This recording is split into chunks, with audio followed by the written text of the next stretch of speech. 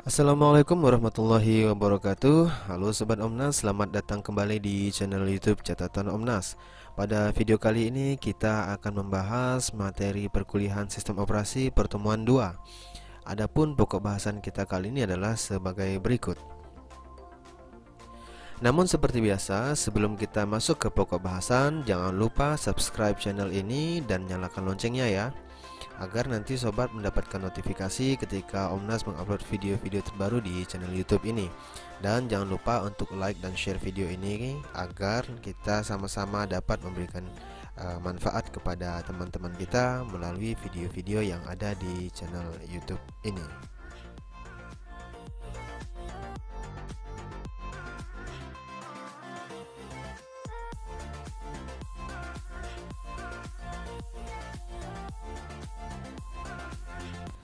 Baik, sekarang kita masuk ke pokok bahasan yang pertama, yaitu magnetic disk. Nah, mungkin sobat sudah familiar dengan istilah magnetic disk ini ya.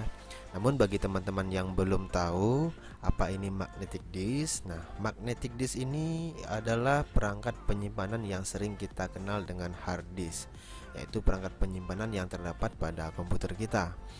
Hard disk ini merupakan perangkat penyimpanan dengan permukaan magnetik, makanya disebut dengan magnetic disk.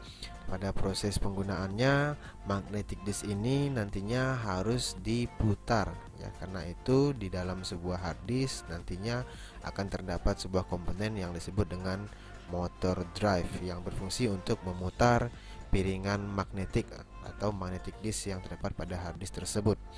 Berikut adalah ilustrasi kinerja hard disk ketika pita magnetik atau magnetic disk diputar oleh motor drive. Pada video ini ditampilkan perputaran dengan slow motion 40 kali lebih lambat dari proses aslinya.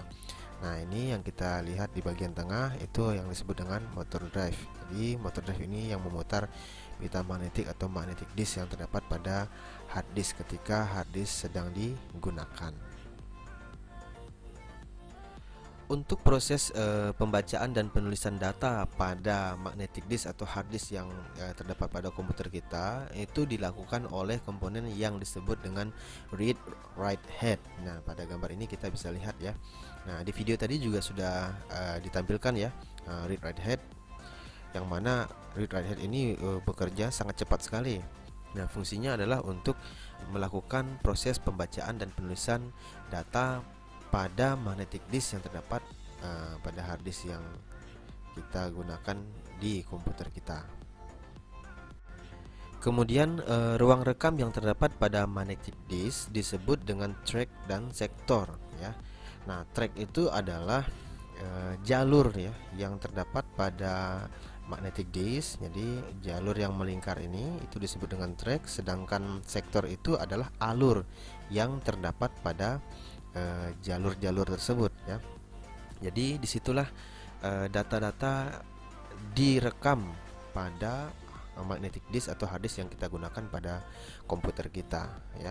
Nah, sekali lagi proses pembacaan dan penulisan data yang terdapat pada hard disk ini dilakukan oleh read write head yang tadi sudah kita jelaskan di bagian sebelumnya.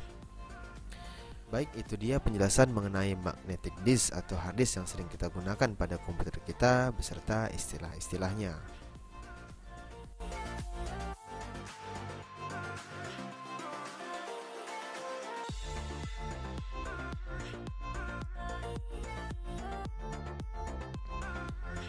Baik, kita lanjut ke pokok bahasan berikutnya, yaitu jenis head.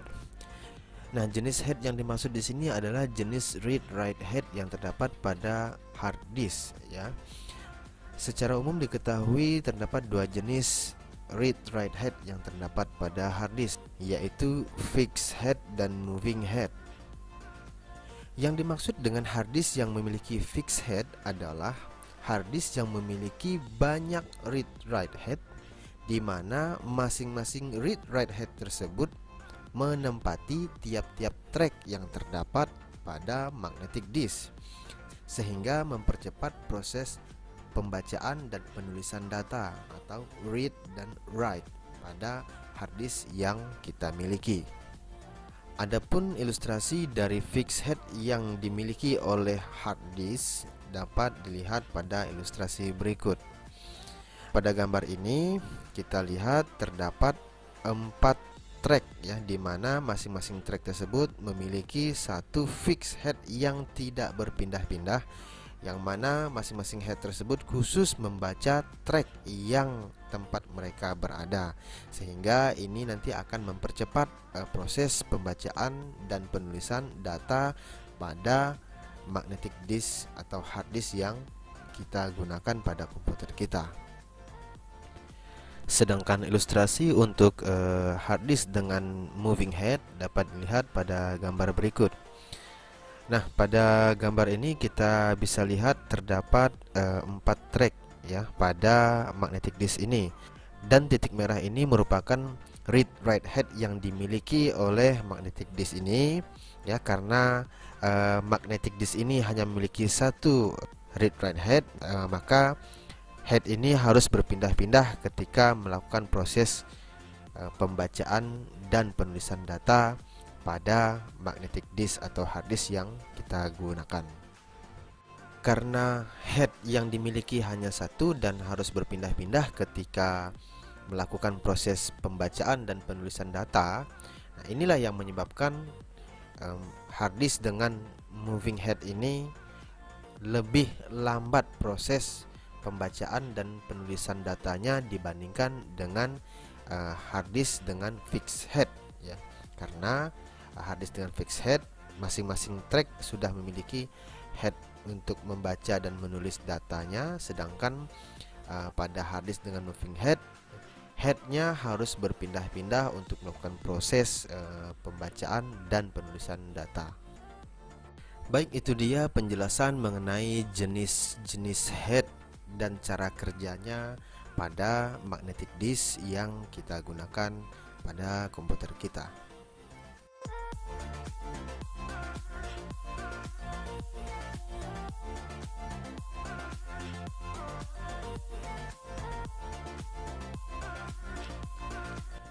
Baik, kita lanjut ke pokok bahasan yang ketiga, yaitu teknologi-teknologi yang terdapat pada hard disk. Nah, pada pokok bahasan ini terdapat beberapa sub-sub pokok bahasan. Nanti kita akan bahas satu per satu. Sub pokok bahasan yang pertama yang akan kita bahas adalah Shock Protection System atau SPS. Hard disk merupakan hardware yang rentan terhadap goncangan, terutama goncangan dengan kekuatan tinggi dan tempo yang singkat. Hal ini sering terjadi pada hard disk eksternal ya, yaitu hard disk yang kita gunakan di luar komputer kita, karena memang posisinya berada di luar komputer ya, mobile, jadi tidak menutup kemungkinan perangkat ini bisa terjatuh atau mengalami goncangan-goncangan yang memang tidak disengaja. Nah, dengan menggunakan teknologi SPS, maka goncangan-goncangan yang terjadi itu dapat diredam ya. Tidak bisa dihindari ya, namun setidaknya dapat dikurangi sehingga dapat meminimalisir resiko kerusakan pada hard disk yang disebabkan oleh goncangan ini. Nah, apa sih sebenarnya yang menyebabkan kerusakan ketika terjadi goncangan? Goncangan pada hard disk ini dapat menyebabkan tergoncangnya head ketika melakukan proses pembacaan atau penulisan data, sehingga dapat merusak magnetic disk atau piringan ya, dimana pada saat proses pembacaan itu kan headnya itu kan berada pada sebuah track ya. Nah, ketika terjadi goncangan, maka ini dapat menyebabkan terjadinya bad sector nanti ya di hard disk kita, sehingga lama-kelamaan hard disk kita tidak bisa dilakukan proses penulisan ataupun pembacaan data, dan pada akhirnya hard disk kita tidak bisa digunakan ya. Nah, dengan teknologi Shock Protection System ini diharapkan dapat meredam ya, mengurangi goncangan-goncangan yang terjadi pada hard disk, terutama hard disk eksternal. Kemudian teknologi yang berikutnya adalah teknologi SMART atau Self Monitoring Analysis and Reporting yang terdapat pada hard disk, di mana dengan adanya teknologi ini ya, memungkinkan hard disk berkomunikasi dengan komputer melalui software, baik itu software bawaan dari suatu sistem operasi maupun software dari pihak ketiga. Dengan adanya teknologi smart ini ya, hard disk dapat melakukan pemeriksaan terhadap dirinya sendiri dan dapat pula memberikan laporan hasil pemeriksaan tersebut melalui software-software yang sudah disediakan tadi, sehingga pengguna dapat mengetahui kondisi dari hard disk yang digunakan saat ini, apakah dalam keadaan baik-baik saja atau hard disknya sedang bermasalah. Nah, ini nanti akan menjadi salah satu acuan bagi pengguna apakah hard disk ini akan terus digunakan atau harus diganti dengan yang baru atau dengan yang lain. Kemudian teknologi hard disk yang berikutnya adalah solid state disk atau SSD. Nah, SSD ini adalah hard disk jenis baru yang dikembangkan baru-baru ini ya. Nah, jadi hard disk ini sudah tidak menggunakan magnetic disk lagi, tapi sudah menggunakan dynamic RAM, di mana kecepatan pembacaan dan penulisan datanya jauh lebih cepat dibandingkan dengan hard disk yang menggunakan magnetic disk. Nah, biasanya SSD ini digunakan pada komputer-komputer yang memang memerlukan akses data yang cepat dan pada komputer-komputer yang memerlukan kinerja yang tinggi, seperti pada proses video editing, rendering ya, kemudian untuk bermain game yang dengan spesifikasi yang tinggi. Karena dengan menggunakan SSD ini kecepatan baca dan tulisnya meningkat drastis ya, dibandingkan menggunakan hard disk yang masih memanfaatkan teknologi magnetic disk.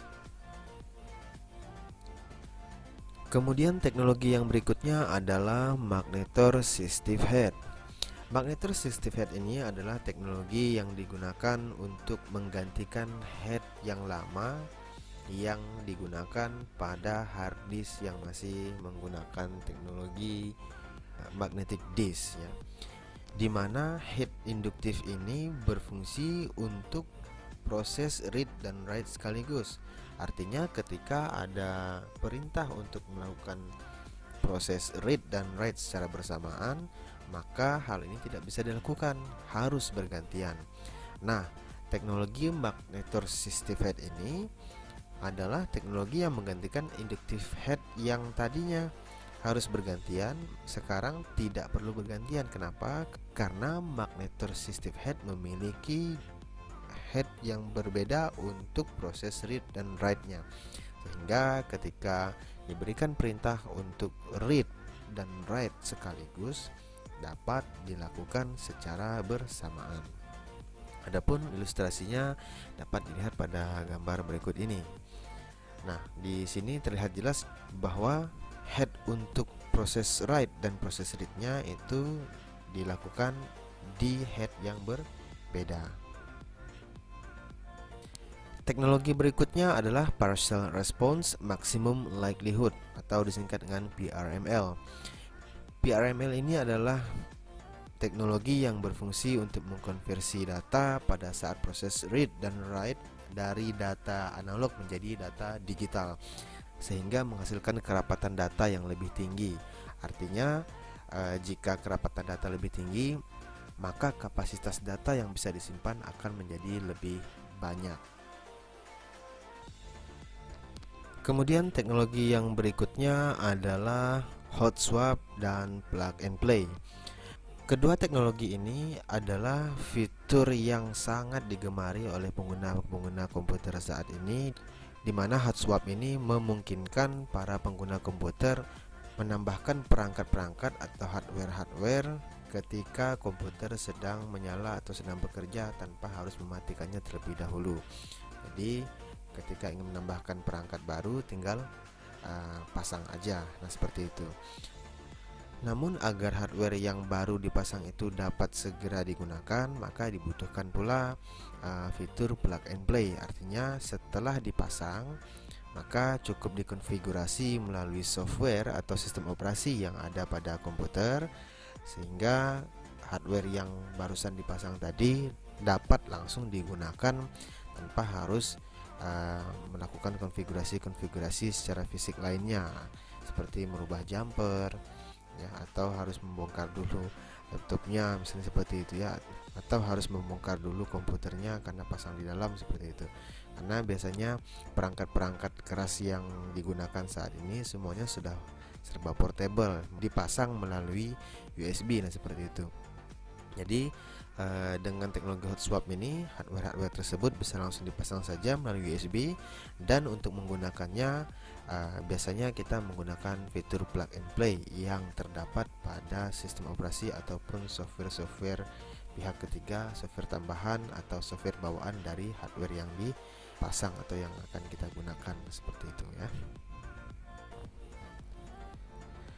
Baik, kita lanjut lagi ke teknologi berikutnya, yaitu Environment Protection Agency atau disingkat dengan EPA. Nah, yang perlu diketahui, hard disk ternyata adalah salah satu hardware yang menghabiskan energi listrik cukup banyak ya pada PC, apalagi pada laptop ya. Karena itu dibutuhkan suatu teknologi yang dapat menghemat energi ketika menggunakan komputer maupun laptop. Nah, EPA ini adalah teknologi tersebut, di mana harddisk yang memiliki teknologi EPA ini memiliki kemampuan untuk menghemat listrik.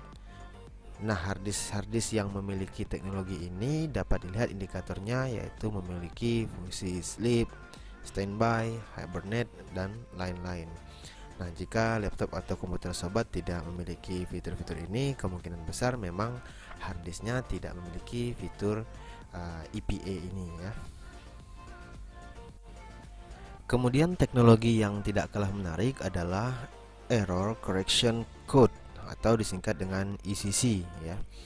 Nah, perlu diketahui ternyata secara konvensional pada dasarnya ya, jika terjadi kesalahan dalam pembacaan data dari magnetic disk atau hard disk yang kita gunakan, maka harus dilakukan pembacaan sekali lagi pada daerah tersebut ya, harus dibaca ulang dari awal. Nah, hal ini tentu saja menyita waktu ya, karena harus melakukan pekerjaan dari awal, walaupun memang konsepnya dalam milidetik ya. Nah, tapi kalau data yang dibaca banyak, berasa juga kan nantinya kan, seperti itu. Nah, dengan adanya teknologi ECC ini, hal tersebut dapat dihindari karena metode ECC ini dapat digunakan untuk memperbaiki kesalahan pembacaan tanpa harus membaca ulang track dan sektor yang terjadi kesalahan tadi ya. Nah, karena sudah terekam di mana posisi kesalahan tadi, dan dengan teknologi ECC ini dapat langsung mengakses track maupun sektor yang terjadi kesalahan tadi, jadi tidak perlu mengulang dari awal ya. Dan ini tentu saja dapat menghemat waktu dan mempercepat proses-proses pekerjaan yang kita lakukan. Dan teknologi yang terakhir yang kita bahas pada sub pokok bahasan kali ini adalah auto transfer. Nah, salah satu cara mempercepat transfer data dari hard disk ke memori utama adalah dengan menggunakan mode block ya. Konsepnya adalah dengan memberikan beberapa perintah baca dan tulis secara bersamaan.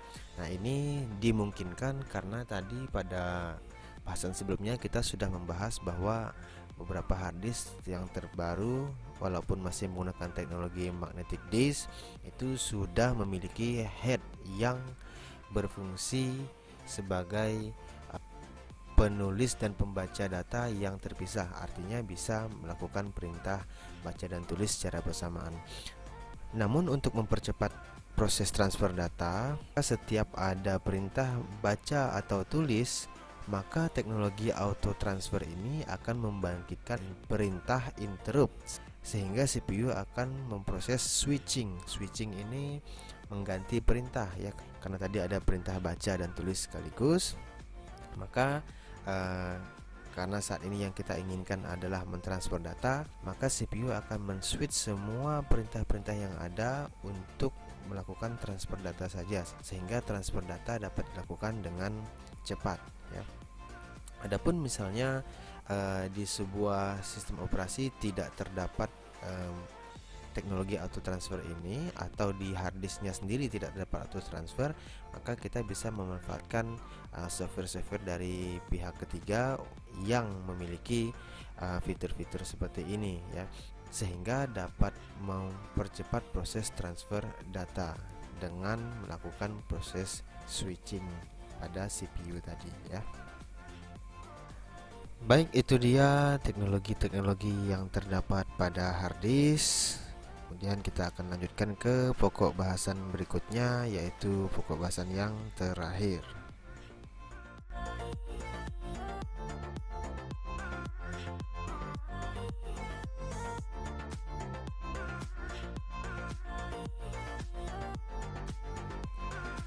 Oke, kita akan masuk ke pokok bahasan yang terakhir, yaitu pengaksesan disk. Nah, pada pokok bahasan ini terdapat 7 sub pokok bahasan dan kita akan bahas satu per satu. Yang pertama ada algoritma pertama tiba, pertama dilayani. Pada algoritma pertama tiba, pertama dilayani, contohnya sebagai berikut. Misalnya diketahui sebuah disk mempunyai 100 track dengan nomor urutan 0 sampai 99, maka jumlahnya 100. Dan diketahui pula antrian track saat awal, yaitu posisinya berada di track ke 50, letak head, read dan write-nya ya. Nah, kemudian track antriannya kita ketahui dengan nilai 13, 46, 65, 27 dan seterusnya. Nah, bagaimana algoritma ini berjalan? Contoh penyelesaiannya.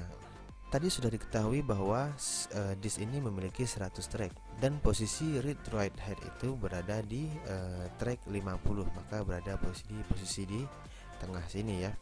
Nah, sesuai dengan urutan pertama tiba, maka itu yang pertama dilayani, berapapun nilai antriannya. Nah, tadi diketahui adalah antrian pertama adalah nilai 13, maka otomatis dari 50 akan menuju ke track 13 ya. Kemudian selanjutnya ke track 46 ya. Kemudian lanjut ke track 65, lanjut ke track 27, lanjut ke track 95, lanjut ke track 9, lanjut lagi ke track 17, lanjut lagi ke track 53, kemudian lanjut ke track 1. Nah, di sini sebenarnya ada track 17, tapi track 17 tadi sudah dibaca, maka tidak dibaca lagi ya. Kemudian lanjut ke track 82 ya. Nah, kemudian lanjut ke track 2, lanjut lagi ke track 98. Nah, sebenarnya sebelum 98 ini ada antrian di track 2 dan 17. Namun karena track 2 dan 17 sudah dibaca tadi, maka tidak perlu dibaca lagi. Dan yang terakhir dari 98 lanjut ke antrian track yang terakhir, yaitu track 7. Maka berdasarkan contoh kasus tadi, seperti inilah proses pembacaan dari algoritma pengaksesan disk pertama tiba, pertama dilayani. Siapa yang duluan tiba, nilainya besar maupun kecil, tidak menjadi masalah. Yang pertama tiba, pertama dilayani. Yang terakhir tiba, terakhir dilayani. Nah, seperti itu. Kemudian kita lanjut ke algoritma pengaksesan disk yang kedua, yaitu algoritma pickup. Nah, algoritma pickup ini mirip dengan algoritma yang pertama tadi, yaitu pertama tiba, pertama dilayani, di mana pada algoritma pickup ini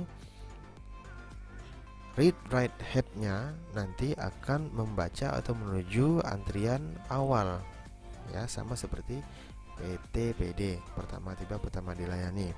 Namun sambil menuju antrian awal, jika ada antrian-antrian terdekat, maka algoritma ini akan langsung mengakses track-track tersebut ya. Jadi sekalian di pick up begitu ya, sekalian diambil. Dan jika nanti melanjutkan pembacaan yang sudah diakses tadi, tidak perlu diakses lagi, kan sudah tadi ya. Nah, seperti itu. Nah, kemudian kita lihat contohnya. Nah, ini sama seperti yang tadi contohnya, yaitu 100 track ya. Dan posisi awal dari read write head-nya di track 50. Antriannya sebagai berikut. Nah, diketahui antrian awalnya adalah 13 ya. Nah, maka dari posisi 50 nanti akan langsung menuju ke antrian awal, yaitu antrian 13. Namun karena tadi sudah disampaikan bahwa sambil menuju ke antrian pertama, antrian awal, jika melewati antrian-antrian yang lain, maka langsung sekalian di pick up ya. Dalam hal ini melalui antrian 46, 27 dan 17.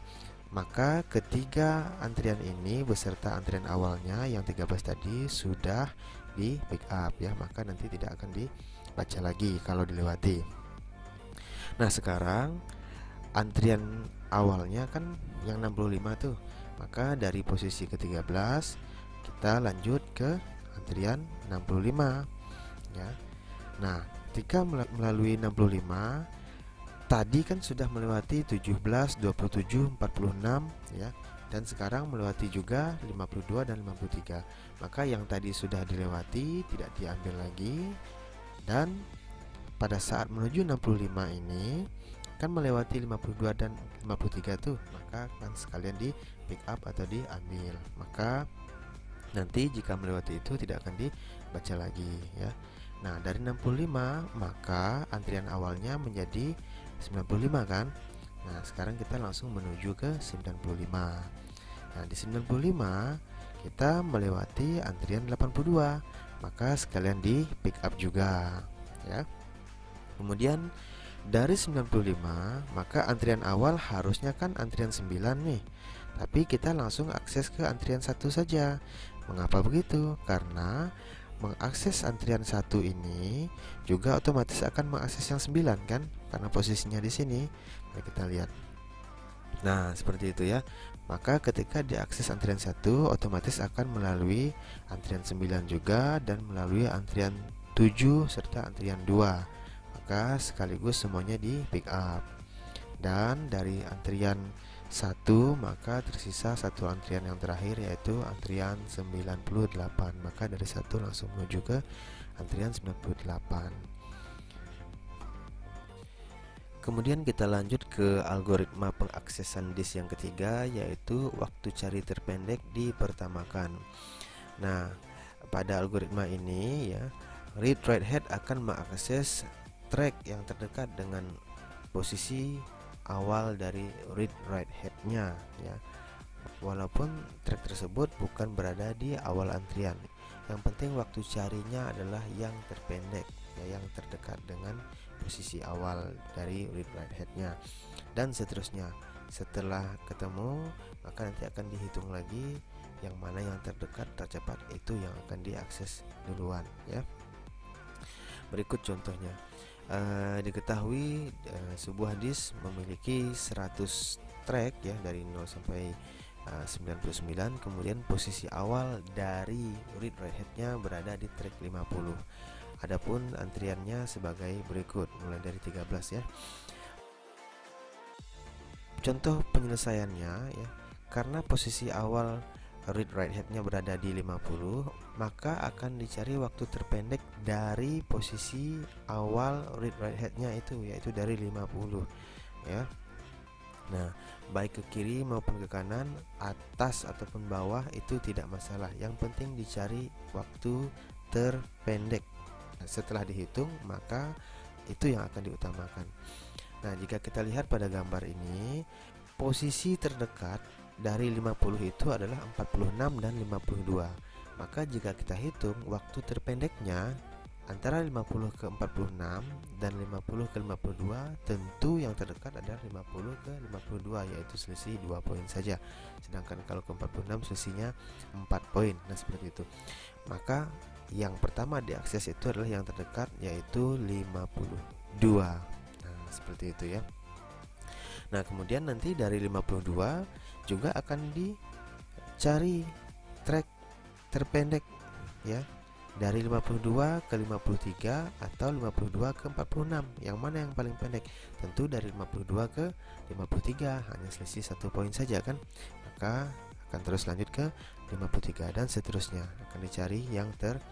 terpendek ya, dari 53 ke 65 dengan 53 ke 46 tentu lebih dekat ke 46 dan seterusnya begitu ya.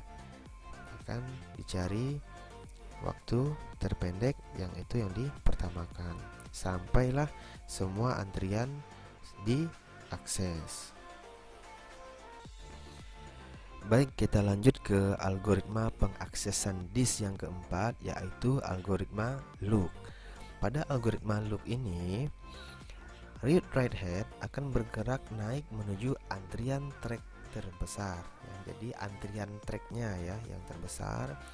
Nah, sambil menuju antrian track yang terbesar, maka read write head juga akan mengakses antrian yang dilalui pada saat menuju yang terbesar itu. Dan jika sudah sampai ke antrian track yang terbesar, maka akan langsung turun menuju antrian track yang terkecil. Sambil turun menuju antrian track yang terkecil, maka read write head juga akan mengakses antrian track yang dilalui. Namun, jika ada track-track yang dilalui itu sudah diakses, maka tidak perlu diakses lagi pada saat menuju antrian yang terkecil ya. Adapun contohnya adalah sebagai berikut. Diketahui sebuah disk mempunyai 100 track dengan nomor urut 0 sampai 99 dan posisi awal dari read write head-nya berada di track 50. Adapun antriannya sebagai berikut ya, mulai dari 13. Nah, contoh penyelesaiannya. Nah, tadi diketahui bahwa posisi awal read write head-nya itu berada di 50 ya. Dan pada algoritma loop ini, read write head akan langsung menuju ke antrian terbesar ya. Kita bisa lihat. Kemudian kalau sudah sampai ke antrian terbesar, maka langsung menuju ke antrian terkecil ya. Nah, setiap kali menuju antrian terbesar dan terkecil sambil melewati antrian-antrian yang lain, maka sekalian diakses juga ya. Nah, seperti itu. Nah, sekarang kita lanjutkan contohnya ya. Diketahui posisi awal berada di 50, maka akan bergerak naik dari 50 tentunya ke antrian track yang terbesar, yaitu 98 ya. Karena dari 50 menuju 98 terdapat antrian track-track lainnya, maka sekalian diakses terlebih dahulu ya. Jadi dari 50 ke 52, 53, 65, 82, 95 dan 98. Nah, seperti itu. Nah, karena 98 ini adalah antrian track terbesar pada contoh kasus ini, maka sampai di situ saja. Kemudian langsung menuju ke antrian track terkecil. Nah, di sini antrian track terkecilnya adalah antrian 1 ya, maka langsung menuju ke 1.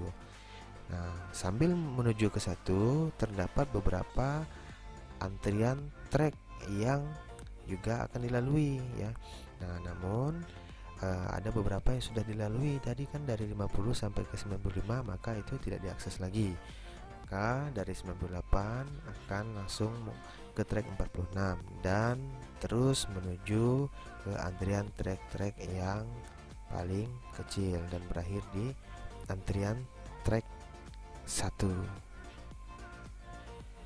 Baik, kita lanjut lagi ke algoritma pengaksesan disk yang kelima, yaitu algoritma circular loop. Nah, sebenarnya algoritma circular loop ini mirip dengan algoritma loop yang tadi ya, yaitu dimulai bergerak naik menuju antrian track terbesar. Pada saat menuju antrian track terbesar, maka read write head juga akan mengakses antrian-antrian track-track yang dilalui ya.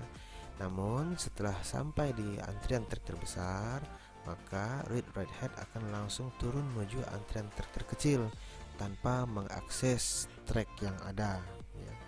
Nah, kemudian begitu berada di posisi antrian track yang terkecil, maka read write head akan mulai bergerak naik menuju track yang terbesar lagi dan mengakses semua antrian-antrian yang belum diakses ya. Nah, berikut contohnya ya. Nah, diketahui sebuah disk mempunyai 100 track dengan nomor urut 0 sampai 99, dan posisi awal read right head berada di track 50 ya. Dan antriannya sebagai berikut mulai dari 13. Nah, berikut adalah contoh penyelesaiannya. Tadi sudah kita sampaikan bahwa posisi awal read right head berada di 50 ya. Kemudian algoritma circular loop ini akan mengakses antrian-antrian dari posisi awal menuju antrian track terbesar ya, sambil mengakses track-track yang dilalui, kemudian menuju track terkecil ya, tanpa mengakses. Kemudian setelah berada di posisi track terkecil, maka barulah read right head menuju track yang terbesar lagi sambil mengakses antrian-antrian yang belum diakses.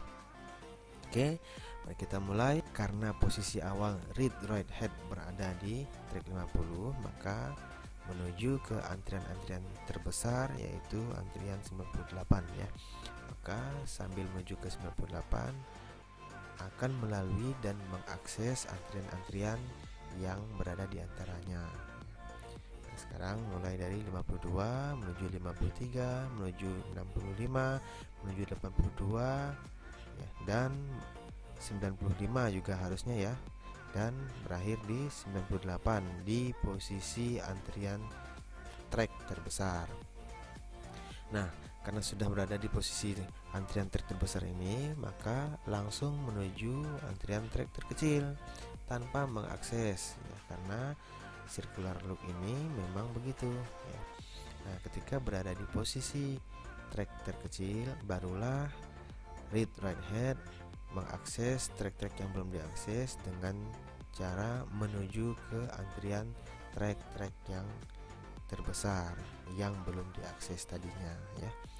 Nah, dari antrian track 1 menuju track 2, track 7 dan seterusnya sampai semua antrian diakses. Baik, kita lanjut lagi ke algoritma pengaksesan disk yang keenam, yaitu algoritma scan.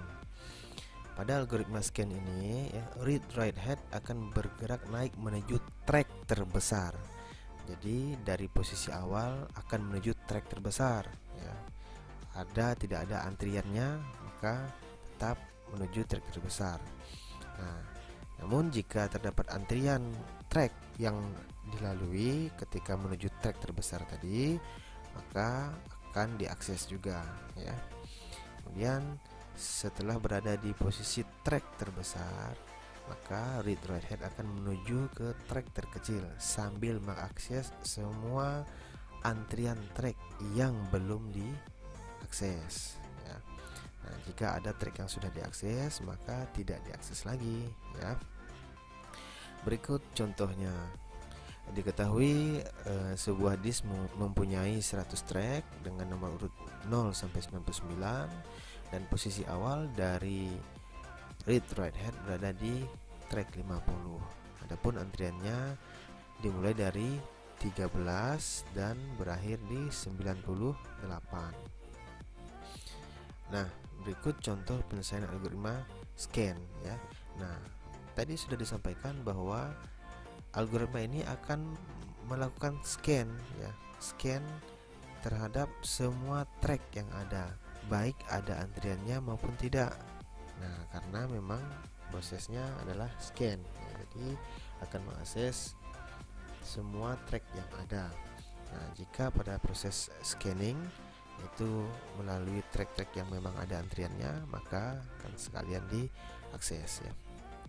Nah, prosesnya sendiri adalah read right head akan melakukan proses scanning ke track terbesar terlebih dahulu, kemudian sambil mengakses semua track yang dilaluinya. Nah, ketika sudah berada di posisi track terbesar, maka akan menuju track terkecil sambil mengakses semua antrian yang dilaluinya. Oke, mari kita mulai contohnya. Posisi read right head berada di track 50 dan kita akan bergerak maju ke trek paling besar ya. Nah, di sini kita bisa lihat bahwa trek paling besar adalah 99, sedangkan antrian paling besar adalah 98. Maka tidak masalah ya. Jadi, walaupun antrian hanya 98, maka algoritma ini tetap akan scan sampai 99 karena yang di scan adalah semua tracknya walaupun tidak ada antriannya di situ.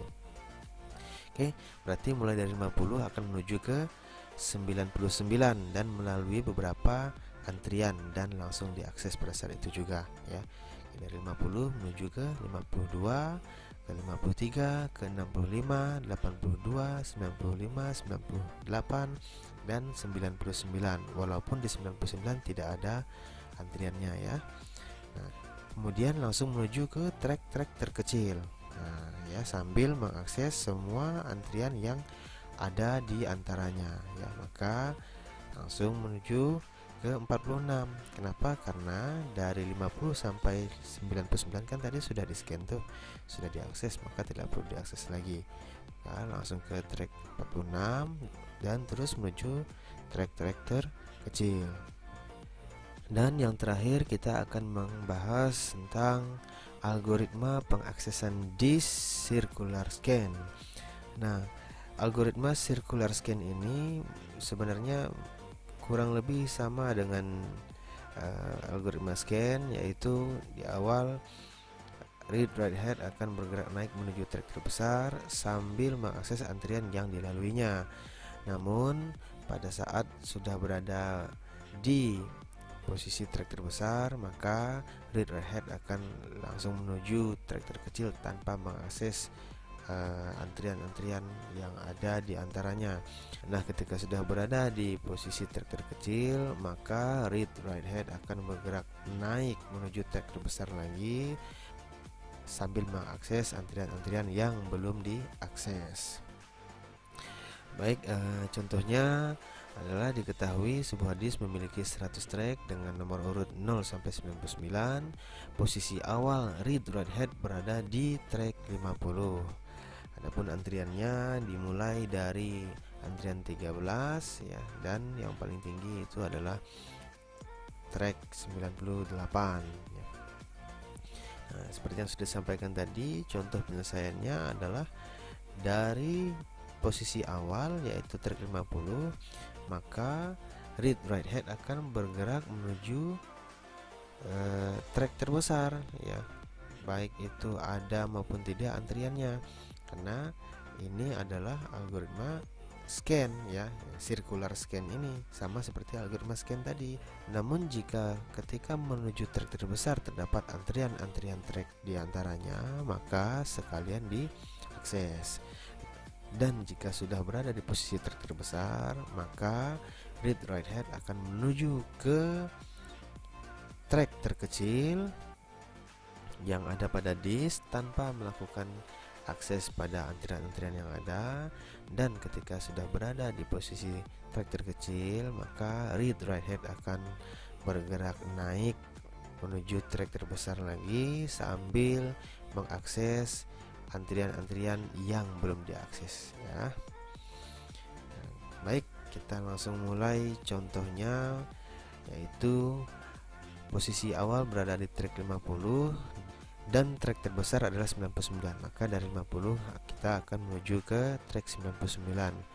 Nah, karena di antara 50 dan 99 terdapat beberapa antrian track, maka sekalian diakses ketika dilalui ya. Dari 50 mengakses 52, 53, 65, 82, 95, 98 dan ke track 99. Maka dari track terbesar ini read write head akan langsung menuju ke track terkecil tanpa mengakses apapun. Nah, ketika sudah berada di track terkecil, maka read write head akan bergerak naik menuju track terbesar sambil mengakses antrian track-track yang belum dilalui, yaitu mulai dari antrian track 1 dan seterusnya hingga semua track sudah diakses.